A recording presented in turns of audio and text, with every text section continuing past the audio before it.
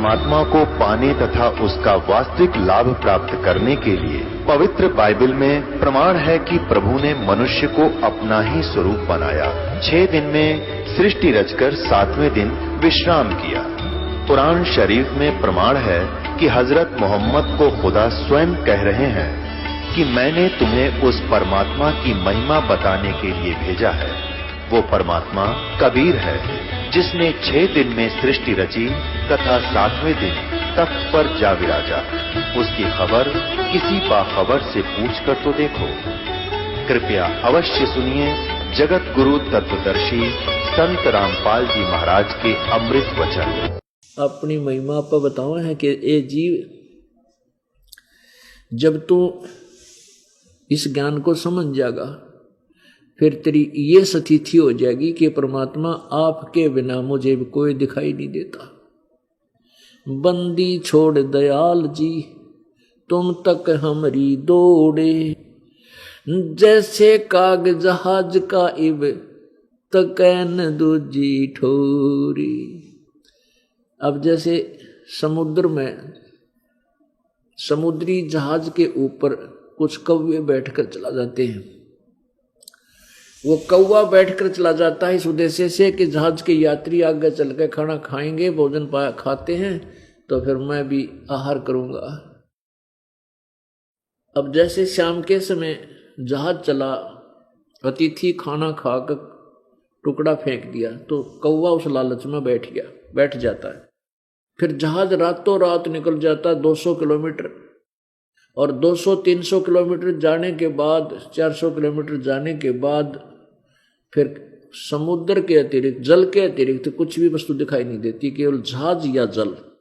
अब पुराने समय की बात है, उस समय क्या होता था कि जो दिशा सूचक यंत्र होते थे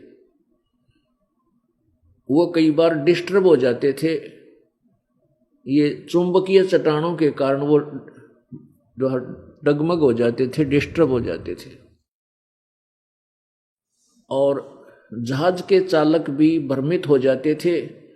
उनको भी कई बार शंका हो जाती थी कि कहीं तेरा दिशा सूचक यंत्र डिस्टर्ब ना हो रहा हो। उसको चेक करने के लिए अपनी दिशा को वो कौवे का सहारा लेते थे।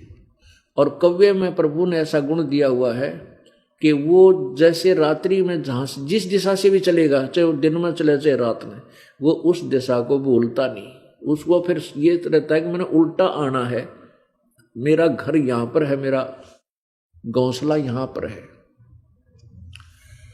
तो जहाज के चालक क्या करते थे, उस जहाज पर बैठे हुए कौवे को पत्थर मार देते थे, ऐसे डरा देते थे जोर से, और वो उसको जहाज से उड़ने पर विवश कर देते थे। तो कौवा क्या करता था कि उड़कर वो उस दिशा को चलता था जिस दिशा से जहाज चला था। वो फिर क्या करता है कि आधा किलोमीटर 1 किलोमीटर तक उड़ता है वो अपनी उसी दिशा में। फिर वो देखता है कि कितने कोई ठिकाना है, कोई ना बैठूंगा कित जाके। अगर उसने केवल वो जहाज ही दिखाई देता है, एकमात्र स्थान जहां वो डूबने से बच सके, अन्यथा वहां जल ही जल है। उस जहाज के अतिरिक्त यदि वो कहीं और बैठता है तो डूब ही जाता है, मरेगा वो। वापस आकर के वो कौवा फिर उसी जहाज पर विश्राम पाता है। अब परमात्मा यूं कहते हैं, जब आप मेरे से परिचित हो जाओगे और इस आध्यात्मिक ज्ञान से परिचित हो जाओगे, फिर तुम्हारी वो स्थिति हो जाएगी कैसी कि बंदी छोड़ दयाल जी तुम तक हमारी दौड़े, जैसे काग जहाज का अब तक न दूजी ठोरे। इस पृथ्वी पर आपको दूसरा ना संत दिखाई देगा, ना कबीर जी के अतिरिक्त आपको कोई परमात्मा दिखाई देगा। आपकी वो स्थिति हो जाएगी। इस स्थान के अतिरिक्त आप जहां भी जाओगे, आप 84 लाख योनियों के इस समुद्र में डूबने के स्थान पर जाओगे, वहां आप सीधे ही डूबोगे। और ऐसी गलती फिर आप कर नहीं सकते, क्योंकि आपको ज्ञान हो गया। परमात्मा अपनी महिमा आप पर सुनाते हैं, हमारे लिए आप ही दास बनते हैं। और आप ही कह रहे हैं कि गुरु जी तुम ना भूलियो, हे परमात्मा, हे गुरुदेव आप ना भूलना हमारे को, चाहे लाख लोग मिल जाएं और हमसे मेरे जैसे भगत तो आपको लाखों मिल जाएंगे, लेकिन मुझ दास को आप जैसा संत नहीं मिलेगा। हमसे तुमको बहुत है पर तुमसे हमको ना। फिर क्या बताते हैं, तुमरे विसारे क्या बने, अब किसकी शरण में जाऊं, शिव ब्रंच मुनि नारदा इनके हृदय भी ना समाऊं। अब शिव विरंच, विरंच कहते हैं ब्रह्मा को, शिव विष्णु कहते हैं, नारद जैसे इन ऋषियों के इन माछा ना लागू, क्योंकि हम सारा दिन प्रचार करते हैं, एक दूसरे को बताते हैं कि ब्रह्मा विष्णु महेश कंप्लीट गॉड नहीं है, इनकी पूजा से मोक्ष नहीं है। नारद जैसे ऋषियों को भी हम कहते हैं ये ज्ञानी नहीं थे, इनको वेद ज्ञान नहीं था। अब भाई इन नाम कैसे सुहावेंगे, एक आंख भी ना सुहावे हम तो, इनकी तो आंख में कुणक बन गए। और हे परमात्मा तेरी आड़ ना रही तो ये गढ़ देंगे हमने, अगर आपकी शरण मुझे ना रही तो ये फिर मुझे सीधा करेंगे। तो इब आप नो भी आपसे दूर नहीं हो सकते हम, क्योंकि सत्य का बेड़ा पट गया। अब हम इनके गुण तक गा नहीं सकते, हाँ इनको बुरा नहीं बता सकते, क्योंकि हमें इतना ज्ञान हो गया। ब्रह्मा विष्णु महेश को हम बुरा नहीं कह सकते, लेकिन इनसे हमारा काम चल रहा है को नहीं। जैसे गीता जी अध्याय नंबर 2 के श्लोक 46 में कहा है कि बहुत बड़े जलाशय की प्राप्ति के उपरांत एक छोटे जलाशय में जैसी श्रद्धा रह जाती है, आस्था रह जाती है, उसी प्रकार पूर्ण परमात्मा की गुणों से परिचित होने के उपरांत इन निमन सतर के भगवानों में आपकी उसी ही आस्था रह जाएगी। अब कितना प्यारा उदाहरण दिया पवित्र श्रीमद् भगवत गीता जी ने, कि जैसे पहले क्या होता था पुराने समय में, सतयुग त्रेता द्वापर तक ये ट्यूबल टैबल नहीं थे, ना सिंचाई की नहरें थी, वहां तालाबों पर जनसंख्या कम होया करती, वो तालाबों के ऊपर आश्रित रहते थे, घने धन जोड़नी आदमी ना थे, अपना सिंपल सारा करते, खाया कमाया, घना धन इकट्ठा कराया करते, इसलिए वो तालाबों का झीलों का सहारा लेकर के वहां गांव के गांव बस जाया करते थे। अब जैसे कोई छोटे तालाब के ऊपर आश्रित होकर वहां रह रहा है, परिवार उसके रह रहे हैं, और वहां से क्या होता, उस तालाब से ही तो पीने का पानी लेते, उसी से पशुओं को पालते, उसी से कुछ सिंचाई भी करते थे। और वो छोटा जलाशय जिसमें एक वर्ष वर्षा ना हो तो वो जल समाप्त हो जावे, सूख जावे, और उस पर आश्रित वो परिवार भी, वो जितने व्यक्ति थे वो भी मृत्यु को प्राप्त हो जाए। यानी वर्षा होगी तो वो फिर भर जाता है, एक वर्ष काम और चला देता है। इसी प्रकार उस जो छोटे तालाब पर आश्रित परिवार है, यानी वो व्यक्ति है, उसको कोई बहुत बड़ा जलाशय मिल जाए, झील जिसकी 10 वर्ष वर्षा ना हो तो भी उसका जल समाप्त नहीं हो, और वो उस व्यक्ति ने वो जलाशय मिल जाए, वो बहुत बड़ा झील लेक, तो फिर उसकी श्रद्धा उस छोटे तालाब में जितनी रह जाती है, अंडरस्टूड है। कहने का भाव यह कि उसमें उस छोटे तालाब बुरा नहीं है, लेकिन वो पर्याप्त नहीं उसके जीवन के लिए, वो कभी भी धोखा दे सकता है, वो सफिशिएंट नहीं है। और वो बड़ी झील मिल गई तो 10 वर्ष भी वर्षा ना हो तो भी जल समाप्त नहीं हो सकता, तो फिर उसकी श्रद्धा उसमें ऑटोमेटिकली हो जाएगी, उसने त्याग कर वहां पर पहुंच जाएगा, वो फिर उस तालाब के ऊपर आश्रित नहीं रहेगा। लेकिन तालाब बुरा नहीं है, जल उसमें भी है, लेकिन वो थोड़ा है, पर्याप्त नहीं है। इसी प्रकार ब्रह्मा विष्णु महेश ब्रह्म पर ब्रह्म ये बुरे नहीं है, लेकिन हमारे लिए ये पर्याप्त नहीं है, क्योंकि हमने तो जन्म और मृत्यु का रोग कटाना है, हमने तो सदा के लिए मोक्ष प्राप्ति करनी है। लेकिन इन भगवानों की साधना से जन्म मृत्यु समाप्त नहीं हो सकती, कर्म का दंड नहीं कट सकता, दुख निवारण नहीं हो सकता, लेकिन जैसे कर्म करोगे वैसा फल ही ये दे सकते। वो केवल परम अक्षर ब्रह्म है, वो कबीर देव है जो बनारस में जुल्हा बनकर आए थे। वही परमात्मा है जो पूर्ण मोक्ष देगा, हमारे सब पाप कर्मों के दंड को समाप्त करेगा और हमें सुख देगा, मोक्ष देगा, पूर्ण मोक्ष देगा। परमात्मा क्या बताते हैं? अपनी महिमा आप ही गाया करते हैं, आप ही सुनाते हैं। अब वो परमात्मा पूर्ण ब्रह्म जिसकी भक्ति करने से हमें मोक्ष प्राप्त होगा,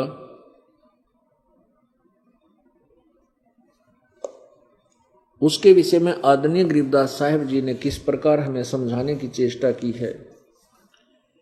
सुरत नरत से परखन आवे है महबूब सरोवा वो, द्वार बार घर छाड़ गए हैं जाए बसे बन खोआ वो। अब प्रथम तो उस परमात्मा का ज्ञान नहीं, प्रथम तो वो परमात्मा है कौन, किसकी भक्ति हमें करनी चाहिए, वो हमें प्राप्त, वो ज्ञान नहीं।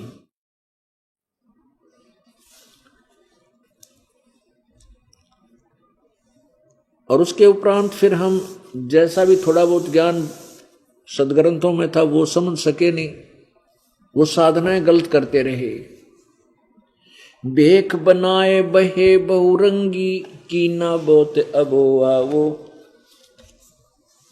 भेख बनाए बने बहुरंगी कीना बहुत अभोआ वो, कामी क्रोधी बंग मंझारा छाड़ा लोभ ने मोहा वो। पिता विवेक अक्षमासी माता जिन दूर किया दिल द्रोहा वो, मांड्या खेत नेत जस गाऊं सतगुरु पकड़ा लोआ वो। 14 भवन गवन सब छूटे दिल ही अंदर जोया वो, है निज धाम दर्श दिल माही भरम कर्म सब खोया वो। अब सिज्जा अदर सिंहासन अवगत तुरिया पद में सोया वो, अनहद तारी लगी हमारी अजू अकल से धोया वो। सतगुर दानी मिले बिनानी बीज अभय पद बोया वो, दिव्य दृष्टि खुली हमारी ही सार शब्द से टोया वो। टोया माने ढूंढा, खोजा, उस परमात्मा को सार शब्द से प्राप्त किया। दिव्य दृष्टि खुली हमारी सार शब्द से टोया वो, दास गरीब गायत्री लापी शीस पीट जम रोया वो। ओए होए, कहते हैं जब हमें ये सतनाम सार नाम मिल गया ना, अब वो काल फिर शीस पीट पीट कर रो है कि ये तो गए मेरे हाथ तय, ये तो निकल गए मेरे तय। दिव्य दृष्टि खुली हमारी सार शब्द से टोया वो, गरीबदास वो गायत्री लापी शीस पीट जम रोया वो। जम माने काल। अब कौन सी गायत्री लापी? इस परमात्मा कबीर जी की महिमा रूपी गायत्री का गुणगान हमने शुरू कर दिया, अर्थात इस यथार्थ मंत्र का जाप शुरू कर दिया ना। कहते फिर वो काल रोया सिर पीट का किए तो गए मेरे आस्ते। मंद मंद मुस्कात मुसाफिर है महबूब परेवा वो, ब्रह्मा विष्णु महेश शेष लग सब देवन पति देवा वो परमात्मा ब्रह्मा विष्णु महेश से भी ऊपर सब भगवानों का भगवान है, वो कबीर परमात्मा है। अब जैसे गीता जी अध्याय नंबर 7 के श्लोक नंबर 29 में कहा है कि जब तत्ब्रह्म यानी उस परमात्मा से और पूरे संपूर्ण आध्यात्मिक ज्ञान से सभी कर्मों से जीव परिचित हो जाता है तो केवल वो जन्म मृत्यु से छूटने का ही प्रयत्न करता है। गीता जी अध्याय नंबर 18 के श्लोक 62 में कहा कि गीता ज्ञान दाता करा कि अर्जुन तू सर्वभाव से उस परमात्मा तत्ब्रह्म उस परमेश्वर की शरण में जा जिसकी कृपा से तू परम शांति और शाश्वत स्थान यानी सतलोक को सनातन परम धाम को प्राप्त होगा। 8वें श्लोक के प्रथम मंत्र में अर्जुन ने पूछा परमात्मा किम तत्ब्रह्म, वो तत्ब्रह्म कौन सा है जिसके विषय में आप बताते उसकी शरण में जा उसका ज्ञान होने के बाद फिर जन्म मृत्यु से छुटकारा चाहता, यहाँ की किसी वस्तु की इच्छा नहीं करता। वो किम तत्ब्रह्म, वो तत्ब्रह्म कौन है, वो परमात्मा कौन है? वो रब कौन है, वह रब कौन है।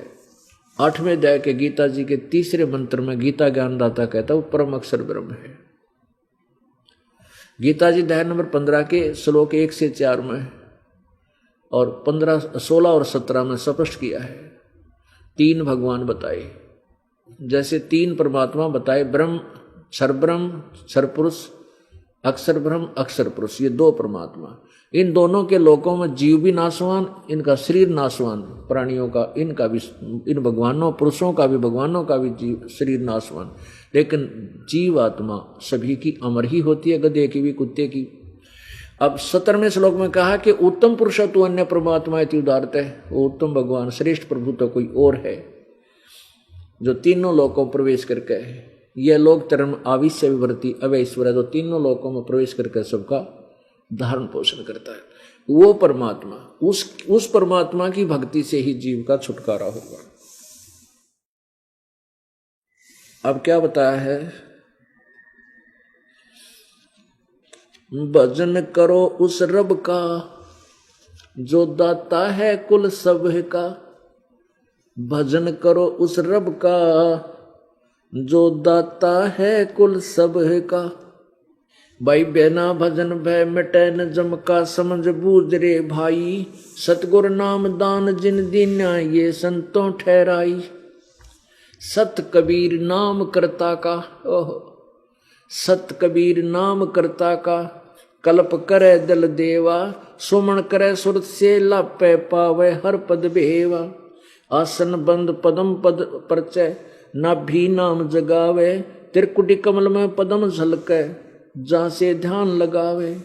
सब सुख भुगता जीवित मुक्ता, दुखदारी दर दूरी। ज्ञान धान गलतान हरि पद ज्यों कूरंग कस्तूरी। गजमोती हस्ती के मस्तिक, उन्मन रहे दीवाना। खावन पीवे मंगल घूमे, 8 बखत गलताना। ऐसे तत्पद के अधिकारी, पलक अलग से जोड़े। तन मन धन सब अर्पण कर ही, नेक न माथा मोड़े। बिन ही रसना नाम चलत है, निर्वाणी से नेहा। गरीबदास बोडल में दीपक छानी नहीं स्नेहा। अब कहते हैं भजन करो उस रब का जो दाता है कुल सब का, और बिना भजन भय मिटे नहीं जम का। अब जो पुण्यात्माएं पूर्व जन्म की अच्छे संस्कार युक्त हैं, वो घर भी त्याग देते हैं परमात्मा के लिए, संतों की खोज करते हैं, क्योंकि सभी ग्रंथ कहते हैं कि परमात्मा सतगुरु बिना नहीं मिल सकता, गुरु बिना नहीं मिल सकता। तो गुरु की तलाश में निकलते हैं, उनको निरे नकली गुरु मिलते हैं, कोरा ज्ञान भर देते हैं। फिर वो क्या करते हैं, कुछ दिनों के बाद रोजी रोटी के लिए स्वयं भी वो एक को थोड़ा बहुत अलग से वेशभूषा बना लेते हैं। वो उल्टा सुल्टा ज्ञान बोलने की शैली ठीक करके वो और जनता को गुमराह करना शुरू कर देते हैं और संत बन बैठते हैं। लेकिन वो संत की परिभाषा से भी परिचित नहीं भोली आत्मा। चले थे भगवान प्राप्ति करने के लिए, भगवान मिले दास बन के, और वो बन बैठे संत, गुरु सतगुरु चरण छुआन लाग गए हैं, और लोग उनके चरण छुए, वो पाप के भागी बन गए। अब वो पुण्यात्मा यहाँ आते हैं, क्योंकि जो पुण्यात्मा होती है वो समय को चूक क्या नहीं करती। ज्ञान हो गया, मनुष्य जीवन और परमात्मा के लिए घर से निकले, घर भी त्याग गया, अब वो परमात्मा मिलने जा रहा है। तो फिर उनसे ये कहा जाता है कि आप ये दाढ़ी जो वेशभूषा, दाढ़ी शीश के केस दाढ़ी कटवाना कोई अनिवार्य नहीं है भक्ति में, चाहे न कटवाओ चाहे रखवाओ, कोई दिक्कत नहीं। लेकिन उन्होंने एक विशेष वेशभूषा बना ली साधु की, संत की, और भोली आत्मा उनके पीछे लगी। और जब तक वो उसको उस वेशभूषा को कटा कर सिंपल मैन नहीं बनेंगे, उनकी वह मरोड़ ना जा, वो कुबद का गढ़ ना टूटे, क्योंकि भगवान मिलेगा दास बनने से।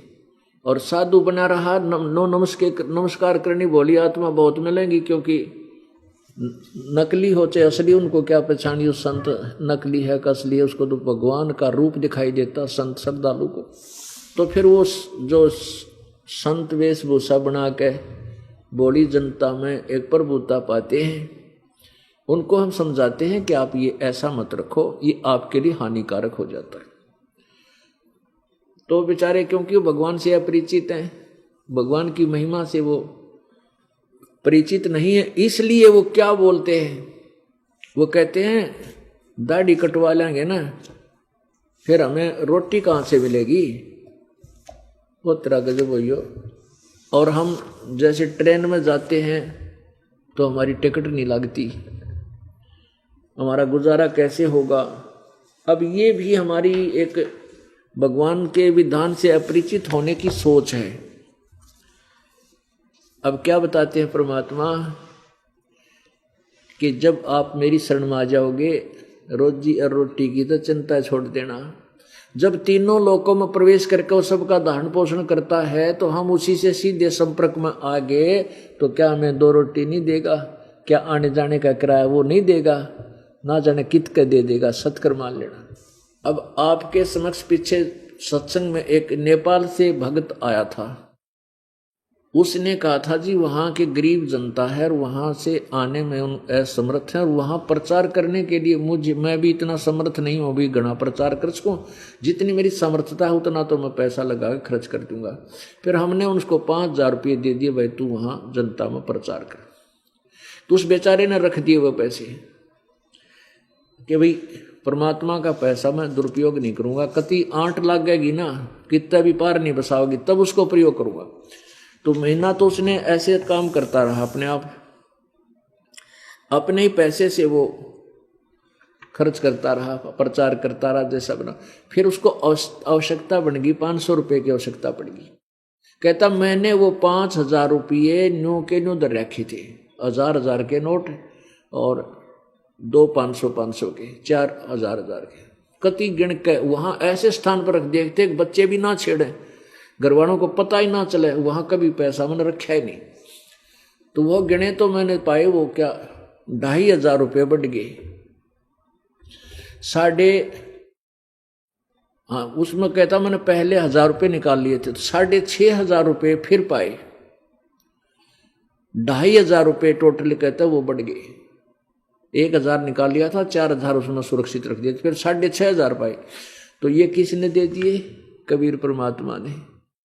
अब वो 2,500 रुपये उसके यहाँ आने और जाने में 1 साल में खर्च ना हो, और ये तो 2,500 है, वो 2,500 है, वो तो 2.5 करोड़ दे दे परमात्मा, न्यू के न्यू दे बंडल बांध गए और किसी प्रेस से मिला लियो जो उसमें चूक पा जाता है, तो भगवान उसी को कहते हैं। तो हम कमजोर सोच के हो गए क्योंकि हमें भगवान मिला को नहीं, और भगवान ना मिलने से हम अन्य अटकलों से ही अपना गुजारा समझकर फिर भी साधु बन रहे। वो जब आप पे पेट नहीं भरता और उन्हें कह दोगे तुम, तो ऐसी भूल पड़ जाती है। अब परमात्मा कहते हैं उनके लिए जो परमात्मा से अपरिचित हैं, प्रभु की महिमा से अपरिचित हैं, प्रभु की महिमा उनको, प्रभु के गुण उनको मिले नहीं। क्या बताते हैं कि टूका कारण फिरे, कूकरा 70 घर फिर आवे, ये तो लक्षण ना साधु के क्यों बाणा बिरद लजावे, नट पेरना कांदर सासी मांगत हैं भटियारे, जिनकी तारी लगी हरी में वो मोती देवे उधारे। अब परमात्मा क्या बताते हैं कि जिन्होंने परमात्मा को नहीं पहचाना वो किस प्रकार दुखी रहे। मन माणिक लहर समंदरे, मुरजीवा नगसी पन सायर, वो निर्मल आनंद कंदरे।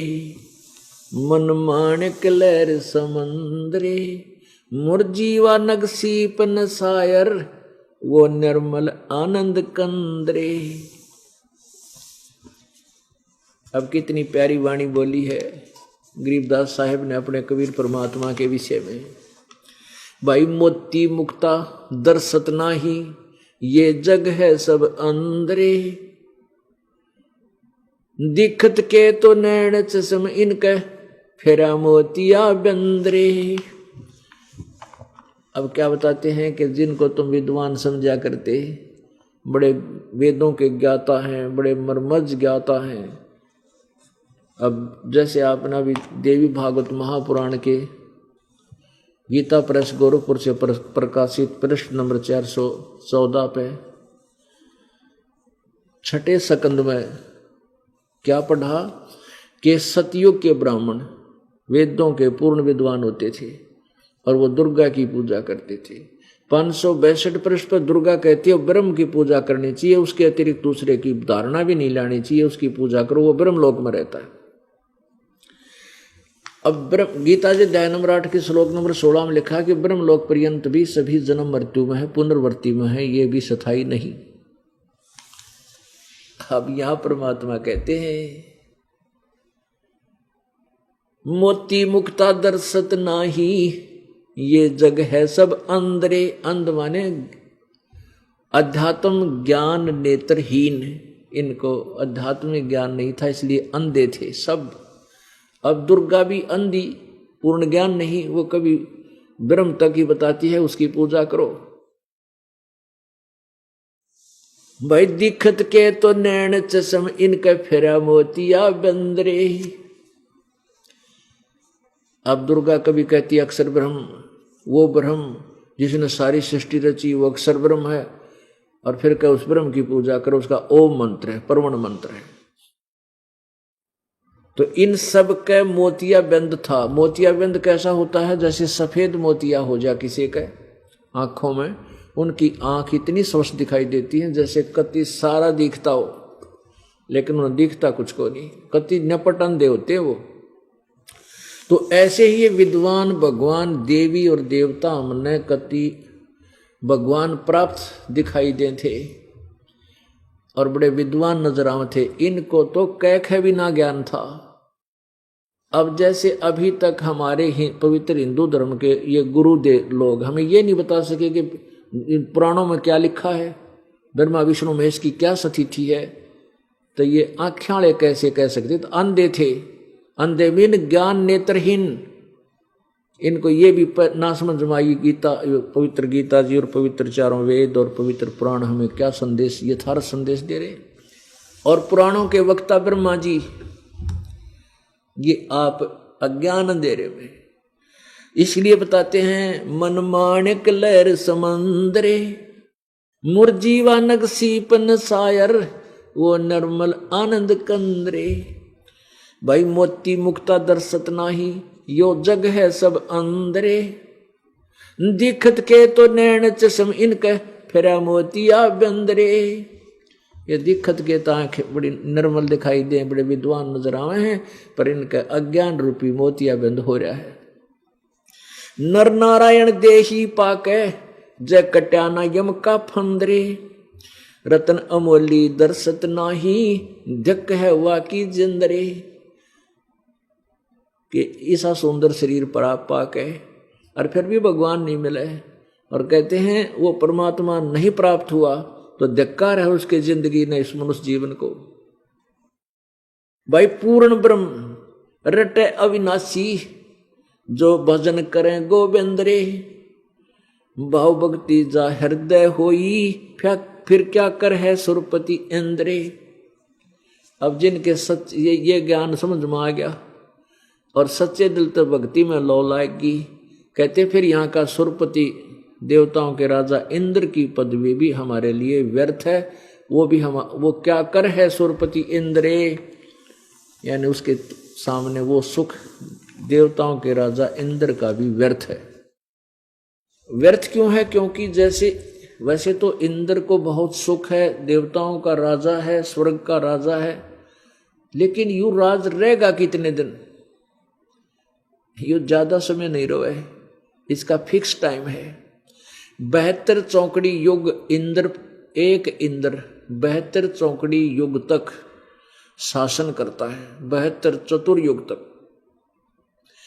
और एक ब्रह्मा के दिन में 14 इंद्र अपना शासन पूरा कर लेते हैं, इसलिए 1008 चतुर्युग होते हैं। तो 72 चतुर्युग जब ये ब्रह्मा इंद्र पूरा कर लेगा, और इसने अपने ही तप और अपने ही यज्ञों से उस इंद्र का राज को प्राप्त किया, मृत्यु को प्राप्त होगा। 72 चतुर्युगी तक राज करके 72 चतुर्युग, सतयुग, त्रेता, द्वापर, कलयुग, एक चतुर्युग। इसमें 43,20,000 वर्ष होते हैं एक चतुर्युग में। और ऐसे ऐसे 72 चतुर्युग तक एक जीवात्मा इंद्र की पदवी प्राप्त करके स्वर्ग का राज्य भोगती है और फिर मृत्यु को प्राप्त होकर गधे की योनि प्राप्त करता। शटार्ट उसकी 84 लाख योनियों का गधे से होता है। अब के फूक गई से इंद्र के राज ने आग लगा तो फिर गधा बन गया। बताओ के काम आया वो सुख, अब पहाड़ टूट गया।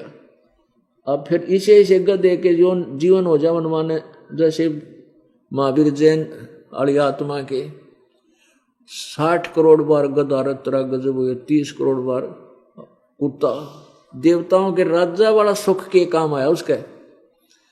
नो भगवान याद दिलाओगे फिर हमारा दिल यहां से हट जाएगा। क्या बताते हैं भाई? पूर्ण ब्रह्म रटे अविनाशी, भजन करे गोविंद रे, भाव भक्ति जा हृदय होई, फिर क्या कर है सुरपति इंद्रे। इंद्री कर्म ना लगे लगारम, जो भजन करे निर्द्वंद रे, गरीबदास जग कीर्ति होगी, जब लग सूरज चंद्रे। कि देखो भक्ति करोगे आपका काम आवेगी, यहाँ भी सुख मिलेगा। और यहाँ से भक्ति करके जाओगे तो कहते आपकी कीर्ति बनी रहेगी जब लग सूरज चंद्रे। यानी आप सतलोक चले जाओगे, वहाँ आपको यहाँ लोग आपके गुण गाया करेंगे। जैसे ध्रुव, प्रहलाद, मीराबाई आदि पुण्यात्माओं को आज तक याद किया जाता है और वो अपनी भक्ति करके बेड़ा पार करके हम उनके गुण गावें। तो ऐसे ही हम अपना कर्म बनावांगे, सतलोक चले जाएंगे और पीछे आने वाले आप जी के गुण गाया करेंगे, बड़े अच्छे भगत थे और वह तो बेड़ा पार कर गए। इंद्री कर्म ना लगे लगारम, जो भजन करे निर्द्वंद रे। निर्द्वंद माने और सब तरफ से ध्यान हटा के अपने मालिक के चरणों में लगे रहे। काम जो अपना पेट रोजगार निर्वाह के लिए धंधा करे उसमें भी मालिक को भूल नहीं पड़ने दे, उसको कहते निर्द्वंद भजन करना। और गरीब दास जग कीर्ति होगी, जब तक सूरज चंद्रे। अपने आत्मा कबीर परमेश्वर जी अपने तत्व ज्ञान को आप ही बताने आते रहते हैं और फिर हमारे जैसे दास की सेवा लगा देते हैं, ड्यूटी लगा देते हैं अपनी प्यारी आत्माओं को अपने यथार्थ ज्ञान से परिचित कराने के लिए।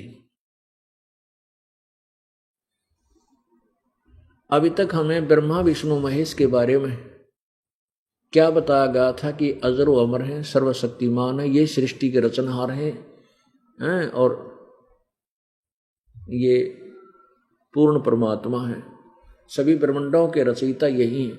अब इनकी यथार्थता हमारे सामने आ गई। कहाँ से पता चला? इन्हीं की जीवनी से। ब्रह्मा विष्णु महेश की जीवनी किन में है? पुराणों में। अब आपको ब्रह्मा विष्णु महेश की थोड़ी सी झलक दिखाते हैं। पुण्यात्माओं, ये सत्संग स्थल जो है एक ऐसा सामूहिक स्थल है जिसमें पहली कक्षा के बालक भी, बच्चे भी होते हैं, यानी श्रोता हैं, और दूसरी कक्षा के भी, यानी कुछ ऐसे हैं जो पहली बार सत्संग सुनने आए हैं। हमारे भगतों ने समझा बुझा के लाओ, एक बार चल लो आप हमारे गुरुजी का सत्संग तो सुन लो, नाम ना लियो पर ज्ञान तो सुन लो। तो उनके लिए भी हमने ये क ख ए आ सारे सिखाने पड़ेंगे, क्योंकि अभी तक भक्ति मार्ग का क ख भी ज्ञान नहीं किसी को। तो इस दास ने स्टार्ट से लेकर और लास्ट तक की पढ़ाई नए सिरे करानी पड़ेगी आपकी। और पुण्यात्मा, इस दास को तो परमात्मा ने मजदूरी दी है या अनमोल दे रखी है, और इस दास को उसी दिन से ये एहसास हो गया था कि परमात्मा ये शरीर भी तेरे काम आ जाए, इस टुकड़े टुकड़े भी मालिक आपके काम आ जाए, मेरी मिट्टी सफल हो जाएगी। तो इस दास ने जब से ज्ञान हुआ है उसी दिन से दिन और रात एक कर रखा है। अब आप देखते हो 13-14 घंटे पहले सत्संग करता हूँ, फिर आप जी से मिलता हूँ, और फिर और आश्रम की भी जो व्यवस्था करनी होती है आप जी के लिए वो भी करता है दास। और कि तो 12 बजे 1 बजे जाकर सोने का समय मिलता, फिर वक्ते उठ कर फिर। तो ऐसे ही जब से इस मार्ग का दास को एहसास हुआ है, प्राप्ति हुई, आदेश हुआ है, उसी दिन से ये वर्षक प्रयत्न और ये परिश्रम दास का चल रहा है और ये सफल हो गया प्रभु की कृपा से। तो इसलिए दास जरा सी भी आलस नहीं करता कि परमात्मा फिर नाराज हो गया ना, फिर मेरे पिल्ला कुछ नहीं रहेगा। तो हर तरह, हर मर्यादा में रहता हुआ, हर पॉइंटों से बचता हुआ परमात्मा के गुणगान करता हूँ। तो यहाँ ये ऐसा है कि पहली कला कक्षा से लेकर लास्ट तक ये नए सिरे नई पढ़ाई पढ़ानी, क्योंकि पहले ज्ञान से विपरीत है सारी, और इसमें मेहनत ज्यादा करनी पड़ेगी दास ने, क्योंकि बार बार रह कर प्रमाण ना दिखाऊंगा तो कुछ भी पल्ला ना पड़े आपका ये 2 घंटे व्यर्थ जाएंगे, जिसको नए सिरे से नहीं बताया जाता। अब हम ब्रह्मा विष्णु महेश के ऊपर आश्रित हैं। अब थोड़ी सी झलक दिखाते हैं कि ब्रह्मा विष्णु महेश जी की क्या स्थिति है। अब देखिएगा देवी पुराण। अब ब्रह्मा विष्णु महेश जी की उत्पत्ति आपको दिखाते हैं। श्री ब्रह्मा विष्णु महेश जी का जन्म, इनके माता पिता कौन है, थोड़ा सा विस्तृत दिखाएंगे। और जो पुण्यात्मा पहली बार आए हैं या बार बार, जो, क्योंकि ये ज्ञान एकदम समझ में नहीं आता, आप कम से कम भी 1 वर्ष तक लगातार सत्संग सुनोगे, जब आपकी बुद्धि विशाल बनेगी। और उसके लिए बार बार ये लेक्चर अर्थात ये सत्संग करने अति आवश्यक होगी। अब अभी तक हमें परमात्मा कबीर जी ने 600 वर्ष पहले कहा था कि धर्मदास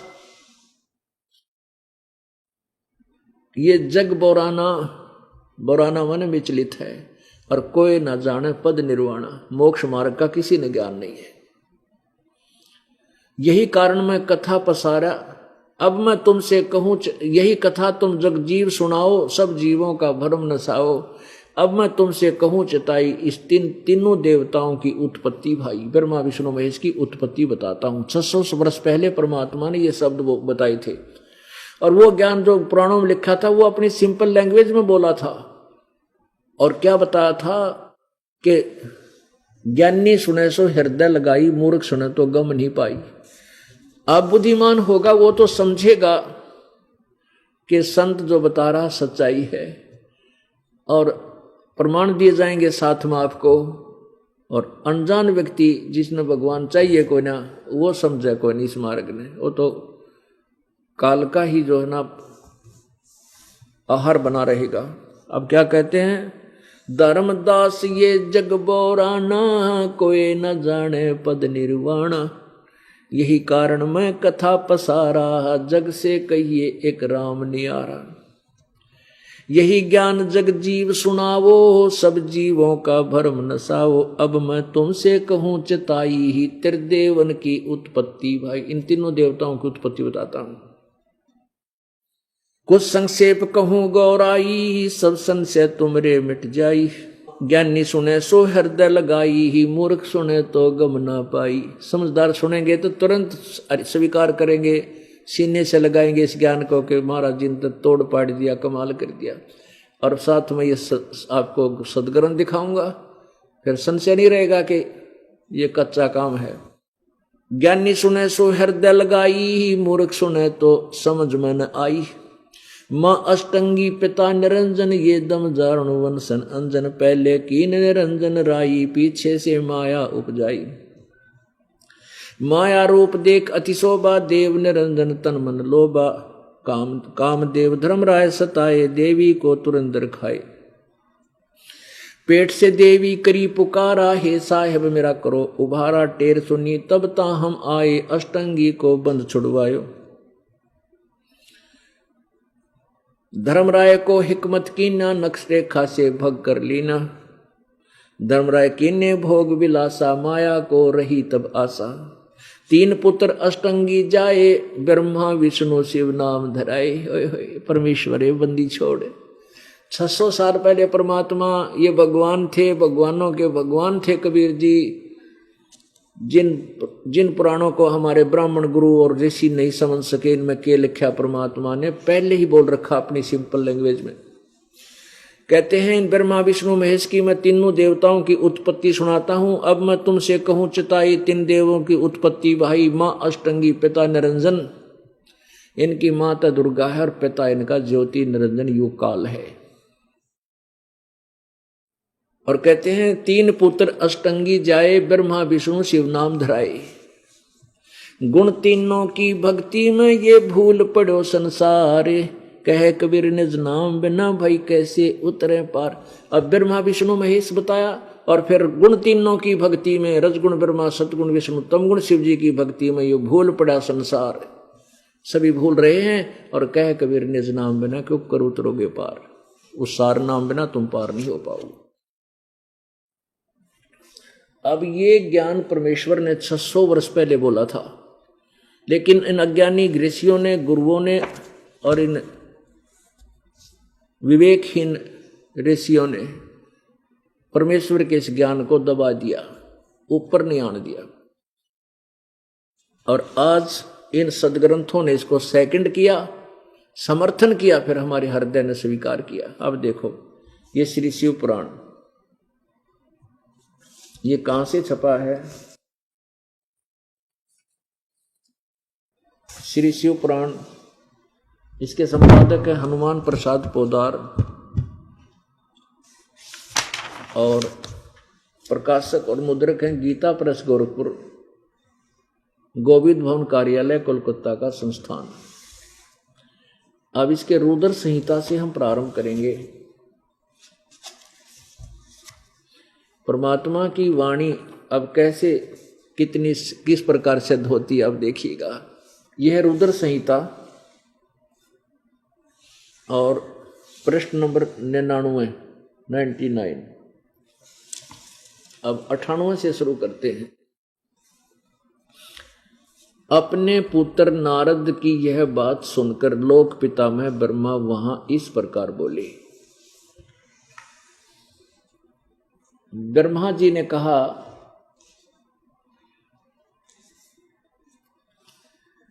ब्रह्मन अपने पुत्र नारद से बता रहा है ब्रह्मन देव श्रोमणे, तुम सदा समस्त जगत के उपकार में लगे रहते हो। तुमने लोगों के हित की कामना से बहुत उत्तम बात पूछी है। कि पूछा था कि सृष्टि की रचना किसने की, जिसमें समस्त चराचर जगत नष्ट हो गया था, सर्वत्र केवल अंधकार ही अंधकार था, न सूर्य दिखाई देता था न चंद्रमा, अन्य ग्रह अन्य ग्रहों का और नक्षत्रों का भी पता नहीं था, न दिन होता था न रात, अग्नि पृथ्वी वायु और जल की भी सत्ता नहीं थी। उस समय तत् सद ब्रह्म, अब तत् सद ब्रह्म माने वो सच्चा सत्पुरुष ब्रह्म, तत् सद ब्रह्म वह सत्पुरुष यानी सद ब्रह्म, सच्चा भगवान। इस श्रुति से जो सत सुना जाता है वो एकमात्र वही शेष था। अब चलो 100 पृष्ठ पे, 100 नंबर पे, 100 पृष्ठ नंबर पे।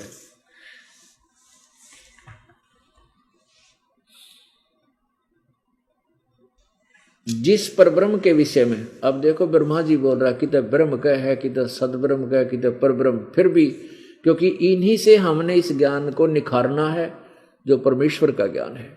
जिस पर ब्रह्म के विषय में ज्ञान और अज्ञान से पूर्ण उक्तियों द्वारा इस प्रकार विकल्प किया जाता है, उसने कुछ काल के बाद द्वितीय की इच्छा प्रकट की। उसके भीतर एक से अनेक होने के संकल्प उदित हुआ। तब उस निराकार परमात्मा ने अपनी लीला शक्ति से अपने लिए मूर्ति की कल्पना की। मूर्ति माने शरीर की, साकार शरीर की, जो मूर्ति रहित यानी शरीर रहित पर ब्रह्म है, उसी की मूर्ति, उसी की मूर्ति भगवान सदाशिव है। ब्रह्मा बोल रहा है। अर्वाचीन और प्राचीन विद्वान इन्हीं को ईश्वर कहते हैं। उस समय एकाकी रहकर स्वेच्छा अनुसार विहार करने वाले उन सदाशिव ने अपने विग्रह से स्वयं ही एक स्वरूप भूता शक्ति की सृष्टि की, जो उनके अपने श्रीअंग से कभी अलग होने वाली नहीं थी। अब देखो, उस पराशक्ति को प्रधान प्रकृति गुणवती माया बुद्धि तत्व की जननी और विकार रहित बताया गया है। वह शक्ति का अंबिका कही गई है, दुर्गा। उसी को प्रकृति सर्वेश्वरी त्रिदेव जननी, तीनों देवताओं की माँ, ब्रह्मा विष्णु महेश की माता जननी और नित्य और मूल कारण भी कहते हैं। सदाशिव द्वारा प्रकट की गई उस शक्ति की 8 भुजाएं हैं। नाना प्रकार के आभूषण उसके अंगों की शोभा बढ़ाते हैं। वह देवी नाना प्रकार की गतियों से संपन्न है और अनेक प्रकार के अस्त्र शस्त्र धारण करती है। ये दुर्गा है। अब इसको प्रकृति भी कहते हैं, ये ध्यान रखना। उसी को प्रकृति सर्वेश्वरी, प्रकृति शब्द आपका गीता जी में काम आओगा। 14वें अध्याय में आपको दिखाऊंगा ब्रह्मा विष्णु की उत्पत्ति इसी दुर्गा से और काल से। काल ने गीता बोली। एकाकिनी होने पर भी वह माया संयोग वसात अनेक हो जाती है। जैसे 3 रूप धारण किए थे ब्रह्मा विष्णु महेश को, एक एक किसी आगे अन्य लड़कियां दे दी थी, अपने से 3 और बना के। वे जो सदाशिव हैं, अब काल के विषय में लिखा है सदाशिव, उन्हें परम पुरुष ईश्वर शिव शंभु और महेश्वर कहते हैं। अब 101 पृष्ठ पे रुद्र संहिता। वे अपने सारे अंगों में भस्म लगाए रहते हैं उन काल रूपी ब्रह्म ने। अब देखो, काल रूपी ब्रह्म ने, ये काल रूपी ब्रह्म, ये ज्योति निरंजन है। यही सदाशिव महाशिव महाब्रह्मा महाविष्णु का रूप धारण करता है। उन काल रूपी ब्रह्म ने एक ही समय में शक्ति के साथ, ये नाथ नहीं, साथ शिवलोक नामक अक्षेत्र का निर्माण किया। उस उत्तम अक्षेत्र को काशी कहते हैं। वह परम निर्वाण या मोक्ष स्थान है जो सबके ऊपर विराजमान है। वे प्रिया प्रियतम रूप शक्ति और शिव, दुर्गा और ये काल जो परमानंद स्वरूप हैं, उस मनोरम क्षेत्र में नित्य निवास करते हैं। ये दोनों के दोनों, ब्रह्मा और ये काल और दुर्गा। काशीपुरी परमानंद रूपिणी है। मुने शिव और शिवा ने, दुर्गा और काल ने प्रलय काल में भी कभी इस क्षेत्र को अपने सानिध्य से मुक्त नहीं किया। आगे देखो, देव से एक समय उस आनंद वन में रमण करते हुए शिवा और शिव के मन में यह इच्छा हुई कि किसी दूसरे पुरुष की सृष्टि करनी चाहिए, जिस पर यह सृष्टि संचालन का महान भार रखकर हम दोनों केवल काशी में रहकर स्वेच्छानुसार विचरें और निर्वाण धारण करें। ऐसा निश्चय करके शक्ति सहित सर्वव्यापी परमेश्वर शिव ने अपने वाम भाग के 10वें अंग पर अमृत मल दिया। फिर तो वहां से एक पुरुष प्रकट हुआ, यानी इन्होंने पति पत्नी व्यवहार किया और वहां से एक बालक की उत्पत्ति। उसका नाम क्या है? 102 पृष्ठ पे रुद्र संहिता शिव पुराण। तदंतर उस पुरुष ने परमेश्वर शिव को प्रणाम करके कहा, स्वामिन मेरे नाम निश्चय कीजिए, कौन काम बताइए। ये सुनकर शिव ने कहा, वत्स बेटा, आप व्यापक होने के कारण तुम्हारा विष्णु नाम विख्यात हुआ, यानी उस विष्णु नाम धर दिया। अब क्या प्रमाण हो गया कि दुर्गा और काल से, प्रकृति और इस काल ब्रह्म से विष्णु की उत्पत्ति हुई, ये इनका बेटा। अब ब्रह्मा कहता है, देखो रुद्र संहिता का ये 6वां अध्याय यहाँ समाप्त हो जाता है। अब यहाँ 7वां प्रारंभ होता है। ब्रह्मा जी कहते हैं देव से, तत्पश्चात विष्णु की उत्पत्ति के बाद कल्याणकारी परमेश्वर शाम सदाशिव ने पूर्व प्रयत्न करके, जैसे विष्णु उत्पन्न किया दुर्गा और उनके संयोग से, मुझे दाहिने अंग से उत्पन्न किया। मुने उन महेश्वर ने तुरंत ही अपनी माया से मोहित करके नारायण देव की नाभि में डाल दिया और लीलापूर्वक वहां से मुझे प्रकट किया। इस प्रकार उस कमल से पुत्र के रूप में मुझ हिरण्यगर्भ का जन्म हुआ। अब यहाँ अनुवादकर्ता ने अपनी सोच से थोड़ी सी गड़बड़ी कर दी। अब उसने आगे विष्णु कहते हैं शिव से शिव की उत्पत्ति कैसे लिखूं, ऐसे ऐसे, तो लेकिन ये स्पष्ट हो गया। आगे देखो, ये 4 सिद्ध करने हमने, ये काल अलग, ब्रह्मा विष्णु महेश अलग। ये देखिएगा 110 पृष्ठ पे 9वां अध्याय। इस प्रकार ब्रह्मा विष्णु और रुद्र इन तीनों देवताओं में गुण है, परंतु शिव गुणातीत माने गए। ये 4 हो गए, ब्रह्मा विष्णु और रुद्र। इन तीनों देवताओं में गुण, रजगुण ब्रह्मा, सदगुण विष्णु, तमगुण शिव जी, ये महेश कवच है। परंतु शिव ये काल इनसे न्यारा है, गुण इन तीनों गुणों से अलग है, ब्रह्मा विष्णु महेश से भिन्न है। अब ये ब्रह्मा विष्णु महेश और चौथा ये इनका पिता काल है, ये सदाशिव भी कहलाता है, इसको काल रूपी ब्रह्म भी कहते हैं। यही विष्णु रूप धारण कर लेता तो महाविष्णु कहलाता, ये ब्रह्मा रूप धारण कर लेता तो महाब्रह्मा कहते हैं इसको। अब आपको एक और दिखाते हैं शिव पुराण में, क्योंकि ये चार सिद्ध करने हैं, ये काल अलग और ये ब्रह्मा विष्णु महेश अलग, तब ये कहानी समझ में आएगी जो परमात्मा ने हमें बताई है। ये देखिएगा शिव पुराण, शिव महापुराण, ये है श्री शिव महापुराण और खेमराज श्री कृष्ण दास प्रकाशन बंबई, ज्वाला प्रसाद मिश्र कृत, इसकी हिंदी टीका सहित।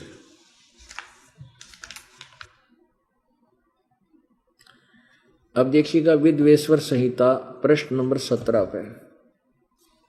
अब ये काल क्या कहता है ब्रह्मा विष्णु महेश को, ये देखिएगा इसके प्रश्न नंबर 17 पे विद्वेश्वर संहिता अध्याय 9 में, मेरे सकल और निष्कल भेद से दो स्वरूप हैं, परंतु और ईश्वर नहीं, इस कारण उनके दो रूप नहीं हो सकते। पहला सथम और पीछे मूर्तिमान रूप धारण किया, इसमें ब्रह्म रूप निष्कल है और ईश्वर इस रूप सगुण है। मेरे ये दोनों रूप सिद्ध हैं, दूसरे किसी के नहीं। ये काल बोल रहा है सदाशिव। इस कारण तुम दोनों को अथवा दूसरों को ईश्वर की प्राप्ति नहीं हो सकती। ब्रह्मा विष्णु को कह रहा है ये काल सदाशिव, तुमने तो अज्ञान से अपने को ईश माना, तुमने अपने आप को भगवान मान लिया, ये बड़ा ही अद्भुत हुआ। इसके दूर करने को ही मैं रण स्थान में आया। अब तुम अपना अभिमान त्याग कर मुझ ईश्वर में अपनी बुद्धि लगाओ। मेरे प्रसाद से लोक में सब अर्थ प्रकाश करते हैं। ये आगे देखो, अब ये काल कहता है उन 18 पृष्ठ पे विद्वेश्वर संहिता अध्याय 10 में, हे पुत्रो, ब्रह्मा विष्णु और ब्रह्मा को, हे पुत्रो, यह कृत आपने तप से प्राप्त किया है जिसकी जो कि सृष्टि की उत्पत्ति, ये ब्रह्मा को उत्पत्ति दी और पालन कहता है विष्णु को पालन का, सो मैंने प्रसन्न होकर तुम्हें दिया है। इसी प्रकार दूसरे दो कृत रुद्र और महेश को प्रदान किए हैं, परंतु अनुग्रह कृत कोई भी पाने को समर्थ नहीं है। जो पूर्व के कर्म तुमने समय से विसार दिए, रुद्र और महेश ने उनको नहीं बुलाया है। अब ये स्पष्ट हो गया। ये 4, इसमें 5 लिख दिए, ये 11 रुद्र और अन्य भी हैं और इस काल के बेटे को भी रुद्र बोल देते हैं। जैसे आपने अभी शिवपुराण गीता प्रेस गोरखपुर से प्रकाशित में सुना था कि इस प्रकार ब्रह्मा विष्णु और रुद्र, वहां रुद्र इस महेश के विषय में है।